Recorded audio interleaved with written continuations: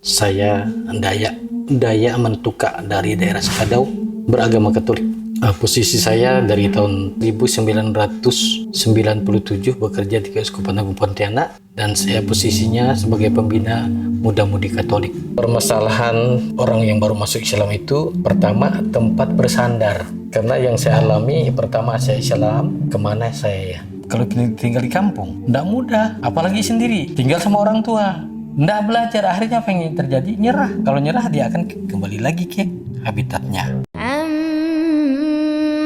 يتساءلون عن النبأ العظيم الذي هم فيه مختلفون.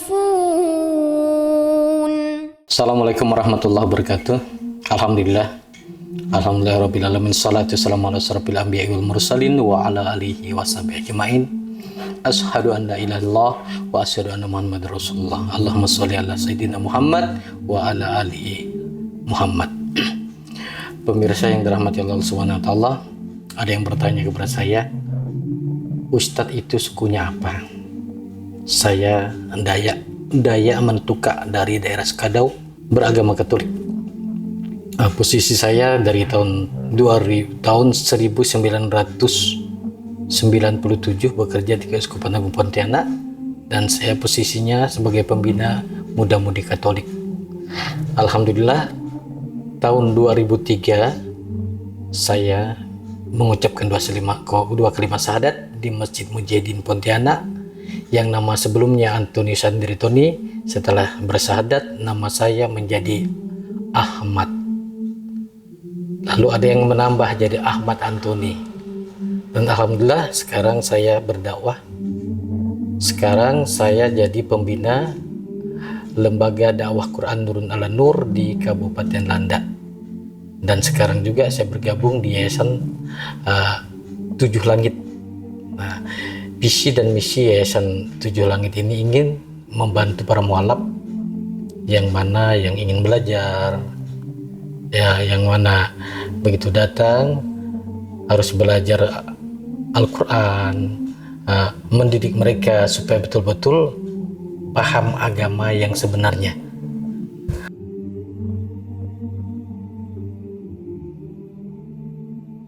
Permasalahan yang baru, orang yang baru masuk Islam itu pertama tempat bersandar.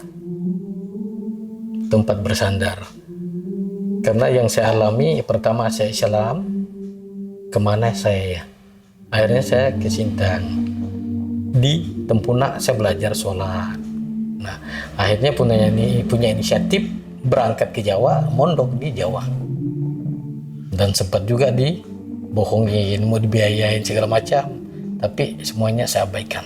Dan alhamdulillah, setelah saya belajar Al-Quran, dan alhamdulillah saya dapat tempat yang menyenangkan bagi saya, di mana saya berada. Saya selalu berdakwah dengan Al-Quran, dan yang saya inginkan teman-teman yang baru Islam belajar Islam dengan sebenar-benarnya. Ketika mereka dimanapun berada, mereka senantiasa menyampaikan ayat Quran dengan sebenar-benarnya juga.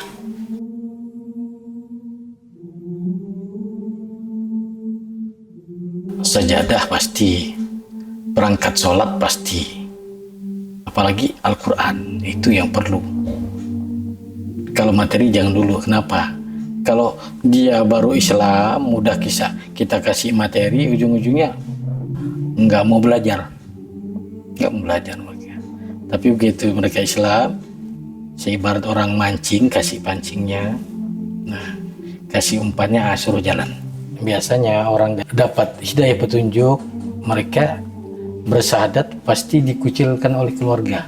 Ya, otomatis mereka akan kehilangan untuk mereka bergantung, untuk makan di mana. Apalagi orangnya masih lajang atau masih gadis, masih bujang, itu lebih di situ.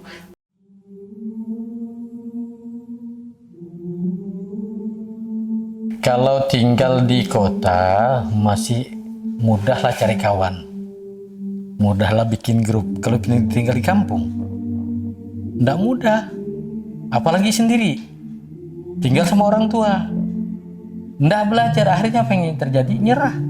Kalau nyerah dia akan kembali lagi ke habitatnya. Nah, kalau di kota lebih mudah ditata, kalau di kampung susah dicari di mana tempatnya. Nah gitu. Banyak orang yang murtad Ustaz kampung. Banyak. Kenapa? Karena ketidaktahuan mereka tadi, nggak belajar. Padahal kalau mereka belajar, nggak akan jadi murtad.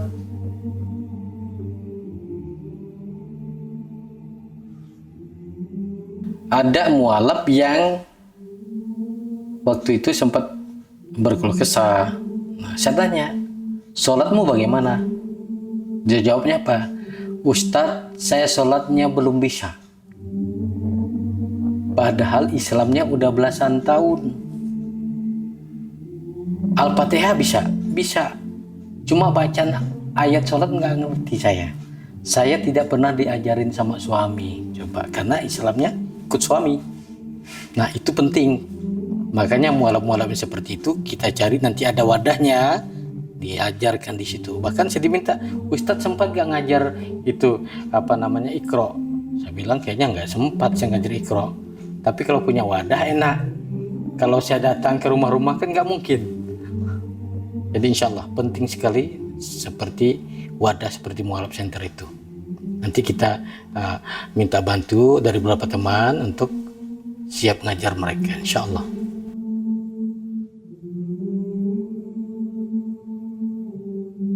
Kita layani mereka karena mereka saudara baru.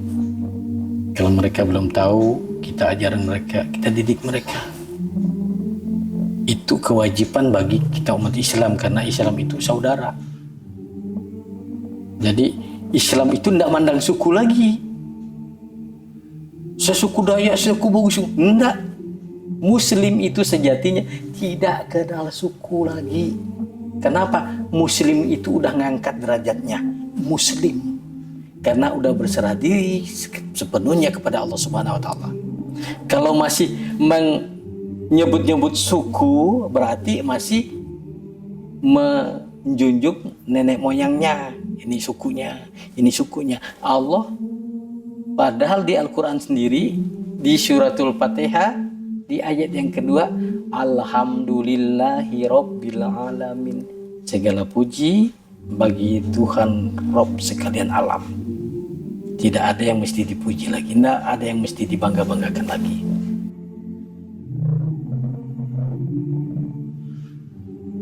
Jadi insya Allah kita mohon doanya dari para pemirsa yang ada. Kita punya keinginan memiliki masjid, memiliki persekolahan, pondok pesantren, panti asuhan, guna menampung mualaf yang ada yang tidak pernah terjangkau oleh instansi manapun. Ini semua kita serahkan kepada Allah Subhanahu wa taala. Maka kami dari Laskar Tujuh Langit mohon doanya, semoga apa yang kami mohonkan Allah kabulkan. عما يتساءلون